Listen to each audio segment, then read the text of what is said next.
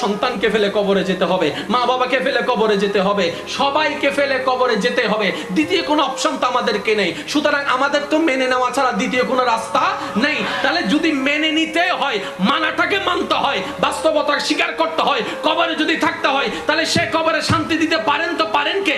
আল্লাহই পারেন। সুতরাং আল্লাহর নিয়ম মানা ছাড়া বুদ্ধিমানদের দ্বিতীয় কোনো রাস্তাই নাই। সুবহানাল্লাহ। আপনার বড় ভাই আপনার উপর অত্যাচার করেছে কিংবা কোন একটা আঘাত করেছে, বড়র সম্মানে আপনি মাথা নিচু করে রয়েছেন, এটার নামও কোরবানি। আপনার দুই ভাইয়ের দ্বন্দ্ব হয়েছে হালকা 1 ইঞ্চি জায়গার জন্য, আপনি রাইটে থাকার পরও ঝগড়া না হওয়ার জন্য ছেড়ে দিয়েছেন, এটাও কোরবানি। প্রত্যেকটা কথা নোট করবেন।